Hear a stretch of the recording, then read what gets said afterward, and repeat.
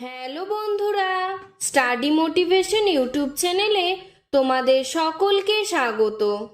আজকের আলোচনার বিষয় হলো বাংলা রচনা তোমার প্রিয় ঋতু শরৎকাল। ভূমিকা: বাংলার ঋতু বৈচিত্র্যের 6টি ঋতুর মধ্যে তৃতীয় ঋতু শরৎকাল। ভাদ্র এবং আশ্বিন এই 2 মাস শরৎকাল।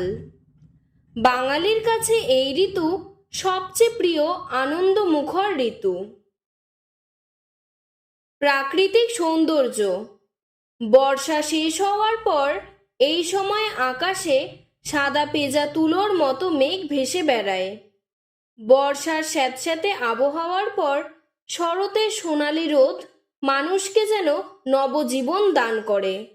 মাঠে মাঠে সবুজ ধানের ক্ষেতে রোদ আর ছায়ার লুকোচুরি খেলা, কাশফুলের দোলা, শিউলি ফুলের মন মাতানো গন্ধ সকলকে আকৃষ্ট করে এবং মনে করিয়ে দেয় মা আসছেন।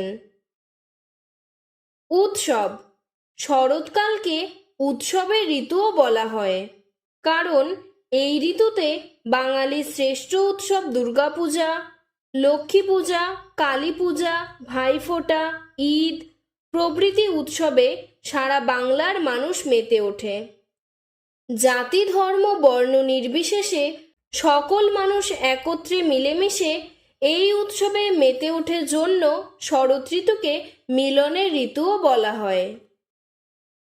উপকারিতা: এই ঋতুতে মাঠ সবুজ ধানে ভরে উঠলে কৃষকদের মনে আশা জাগায়।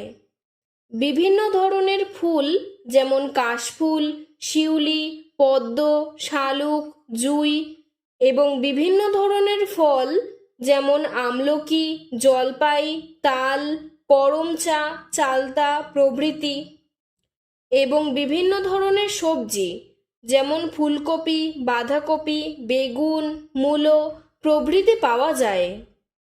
বিভিন্ন উৎসবকে কেন্দ্র করে বিভেদ ভুলে মানুষ একসঙ্গে মিলিত হয় এবং উৎসবের আনন্দে মেতে ওঠে।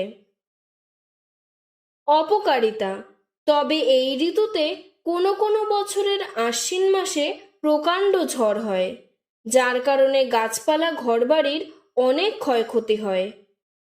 ঋতু পরিবর্তনের কারণে মানুষের সর্দি কাশি জ্বরও হয়। উপসংহার: শরৎকালের প্রকৃতির রূপে মানুষের মন মুগ্ধ হয়, সকলের জীবনে প্রাচুর্য আসে, তাই এই ঋতুর গুরুত্ব অপরিসীম। এই ঋতু দেশের প্রত্যেক মানুষের মুখে হাসি ছড়িয়ে দেয়। আজকের ভিডিওটি এতটুকুই।